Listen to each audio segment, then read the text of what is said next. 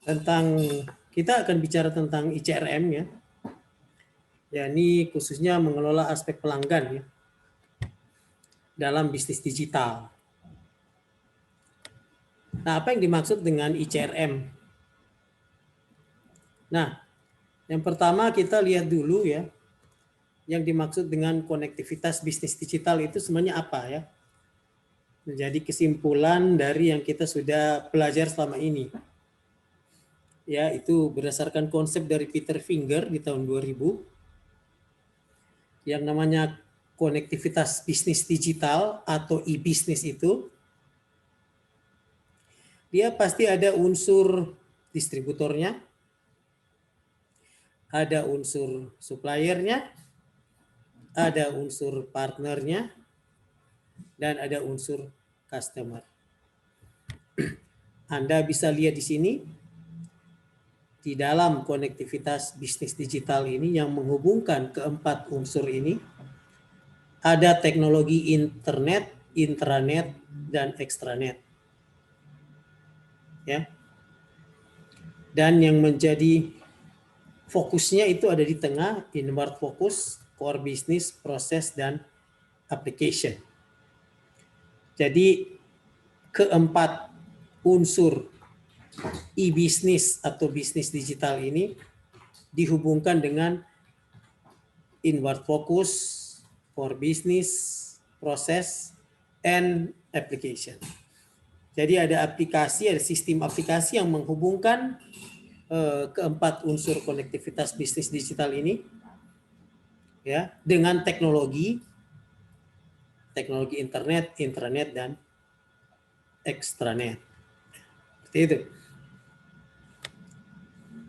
Nah, sedangkan untuk dimensi bisnis digital itu sendiri, kalau kita bicara dimensi bisnis digital atau e-bisnis atau organisasi digital yang namanya enterprise digital seperti ini, ya, Anda bisa lihat ada hubungannya dengan e-market, vendor management, extended supply chain, dan customer care. Ya. Jadi entitas enterprise ini atau bisnis digital atau organisasi yang sifatnya e-bisnis, ya, dia pasti akan berhubungan dengan vendor. Itu yang kita sebut dengan supplier. Dia akan melepas produk di pasar, ya. Baru dia akan berhubungan dengan extended supply chain. Itu sudah saya banyak terangkan waktu lalu. Apa yang dimaksud dengan supply chain management itu? Baru kemudian dia akan berhubungan dengan customer care. Nah, sisi market dan customer care ini yang menjadi bahasan dari customer relationship management. Sebenarnya itu ya, kalau kita mulai fokus satu persatu. Jadi kalau bicara soal customer care, itu adalah usaha dari perusahaan untuk menjalin hubungan interaktif dengan pelanggan atau konsumen. Prinsip utama dari customer care itu untuk memberikan pelayanan, ya, dalam hal ini support dan services ya yang prima sehingga dapat meningkatkan loyalitas konsumen. Tentu sistem aplikasi yang hadir di sini dia bersifat business to customer, bersifat kepada pengelolaan pelanggan atau konsumen. Nah, kalau dalam konsep pemerintahan, dalam e-bisnis pemerintahan atau digital pemerintahan itu, bagian CRM ini yang sering disebut dengan pelayanan publik, ya.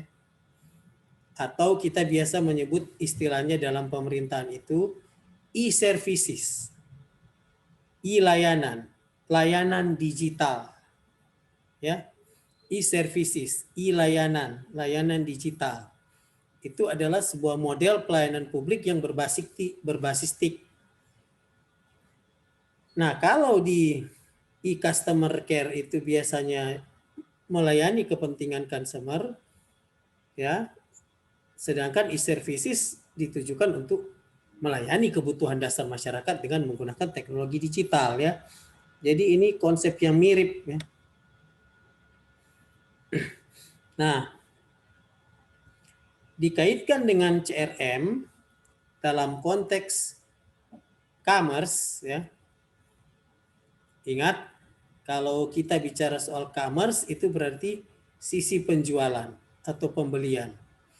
Nah, di situ ada dua unsur ya yang terlibat, seller dan buyer. Nah, di dalam konsep bisnis digital, seller itu bisa jadi buyer, buyer itu bisa jadi seller. Ya. Ner contohkan itu yang sudah mulai muncul sekarang di Manado itu rumah live online ya. Rumah live online di situ jadi bingung gitu ya. Siapa yang buyer dan siapa yang seller. Ya. Jadi biasanya kita mulai dari satu titik dulu, mulai dari satu seller ya. Yang menjual, dia menawarkan produk, misalnya produk baju.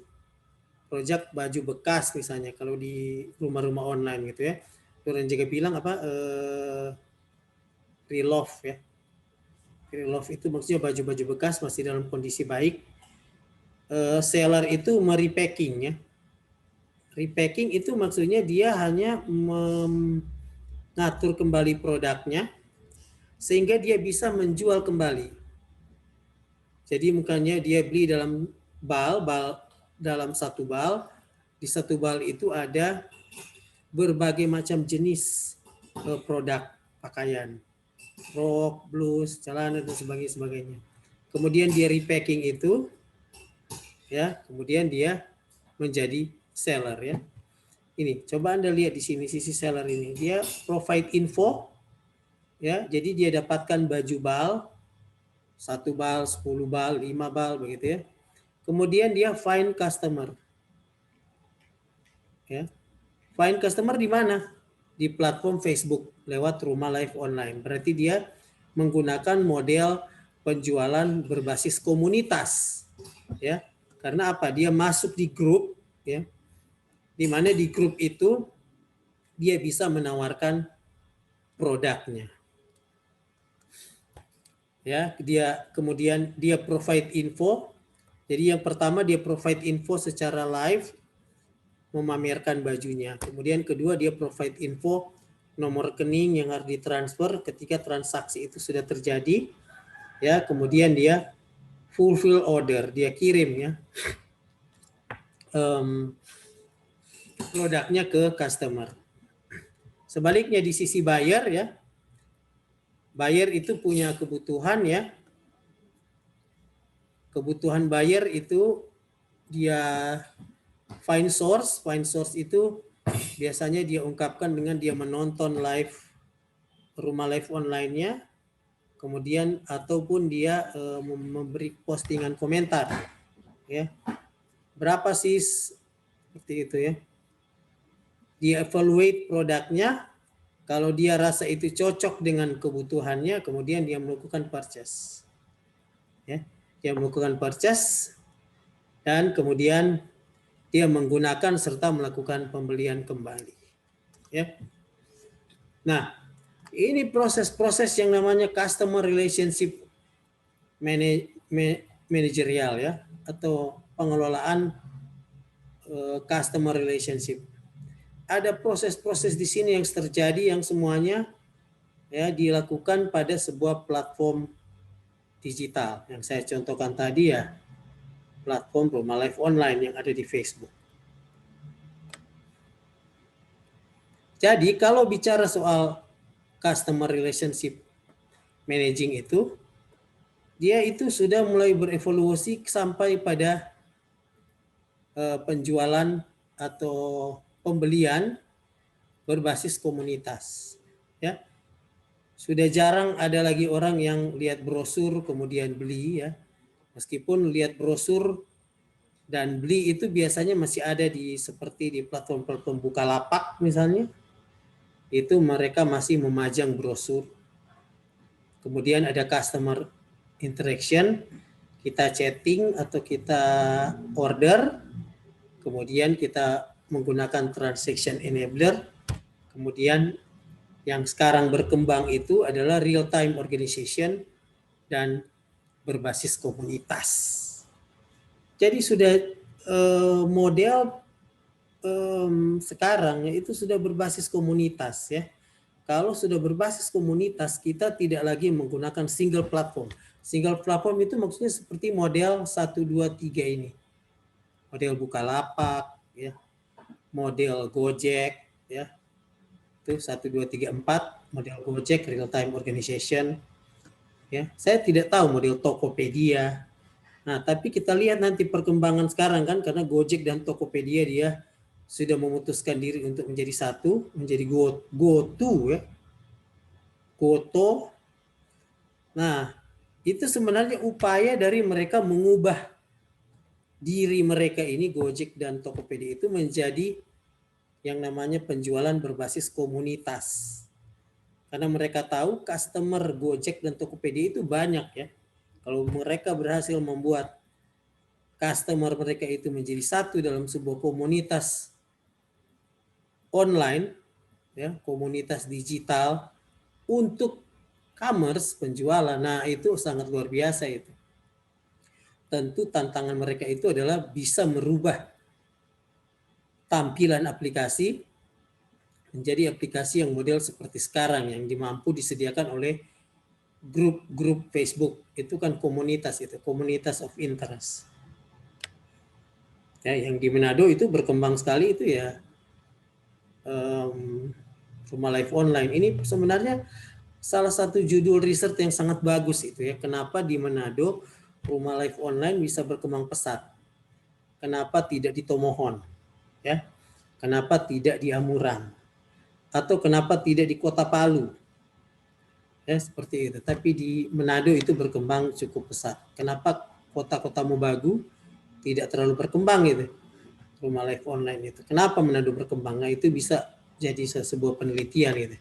Kenapa Manado begitu cepat membentuk komunitas of interest? Hampir semua grup-grup Facebook itu sudah berbasis komunitas of interest.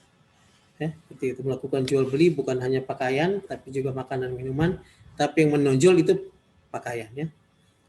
Jadi kalau kita lihat komunitas bisnis digital itu, kita bisa membacanya mulai dari lingkaran paling dalam atau mulai dari lingkaran yang paling luar. Ya. Kalau misalnya kita akan masuk ke layer customer, ya, ada yang namanya layer lokasinya dulu. Lokasinya bisa di rumah, bisa di publik, bisa di kendaraan, bisa di tempat kerja. Sedangkan kalau customer layer itu bisa customernya di sisi bisnis, institusi, komunitas, family, dan customer tunggal. Ya, seperti itu. Jadi yang saya contohkan tadi ya customer tunggal, keluarga, dan komunitas. Tapi sebenarnya customer itu juga kan ada yang sifatnya institusi ya. Institusi yang membeli produk. Seperti itu. Atau bisnis yang membeli produk. Seperti itu. Misalnya contoh, kalau kita bicara soal penanaman modal, ya, e-services dalam e-pemerintahan, itu yang jadi customer itu adalah pebisnis. Dia misalnya ingin mengurus perizinan, ya, pebisnis atau institusi yang mengurus perizinan, itu masuk level customer layer. Nah, customer layer ini disupport oleh kotak yang lebih dalam, location layer ya. Location layer itu maksudnya tempat dia melakukan bisnis digitalnya, bisa di rumah, di mobil, di publik ya, dan di lokasi pekerjaan. Kemudian kita masuk lebih dalam ke kotak appliances. Ini kotak aplikasi ya, layer aplikasi yang harus dia manfaatkan.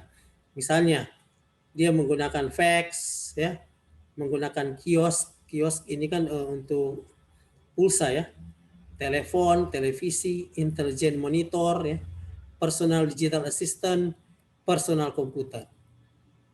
Ya, jadi bicara soal aplikasi yang dia gunakan, ya, endpoint yang dia pakai, seperti itu. Baru masuk ke dalam ini ada integration management layer, bicara soal isu teknikal, ya, isu-isu teknis seperti layer IP, browsing, ya, conferencing, chatting. Nah, ini semua ini produk dan services. Jadi kalau kita sebagai dunia akademis melihat komunitas bisnis digital ini, itu aspeknya ada banyak gitu ya. Mulai dari produk dan services. Nah, kalau mahasiswa informatika, biasanya mereka men-create produk dan services lewat integration management layer ini. Collaboration, messaging and mail, connectivity, search engine, itu adalah product and services yang ada di dalam layer integration management. Itu biasanya yang di-create oleh sarjana komputer. Ya. Sedangkan untuk di luar itu bicara soal pemanfaatan. Bicara soal appliances layer, itu bagiannya teknik elektro, tapi mulai di location sampai ke customer layer itu bicara soal pemanfaatan. Ide ini diungkapkan pertama kali oleh Don Tapscott ya di tahun 98. Nah, ini bagian terakhir yang harus kita pahami sebenarnya ya, terkait dengan komunitas bisnis digital ya. Jadi, komunitas bisnis digital itu untuk sampai ke level komunitas, yang pertama terjadi fase 1 dulu, atau fase connectivity. Ini contoh teknologi yang digunakan dalam fase connectivity. T1 itu kan untuk jaringan bandwidth ya, fiber optik misalnya. Frame, ATM, DSL, ISDN. ISDN itu yang di atas ATM ya, teknologi atau teknologi wireless.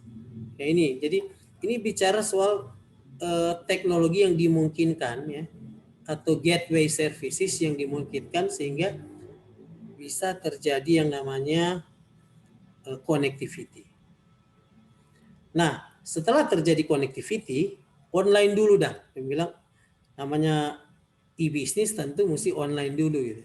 Sesudah itu fase kedua terjadi yang namanya komunikasi real time. Jadi kalau connectivity itu hanya biasa online, sedangkan ini real time ya.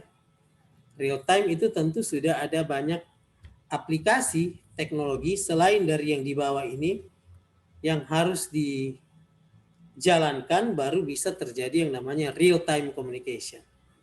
Nah, setelah real time communication terjadi baru bisa terjadi komunitas digital. Nah, komunitas digital itu sebenarnya intinya ini ya.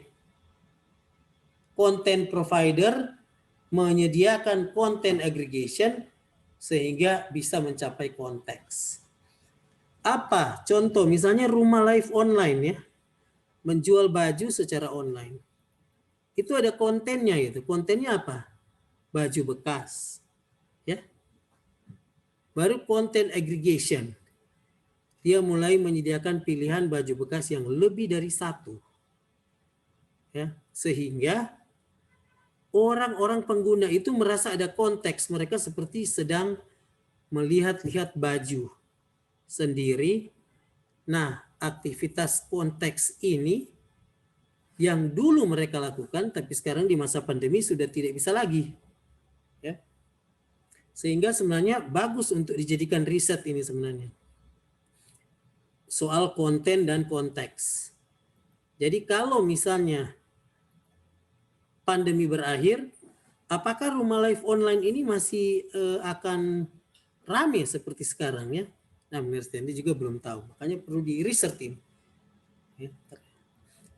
Jadi bagian yang sangat penting dari e-bisnis itu sebenarnya ada di dua gambar terakhir ini. Ya. Komunitas bisnis digital itu ada berapa layer dan Anda ingin bermain di layer mana? Ya, seperti itu.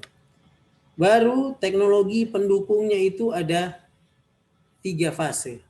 fase connectivity, fase real-time communication, serta fase komunitas digital. Seperti itu. Oke, saya kira itu saja yang perlu saya sampaikan terkait dengan ICRM.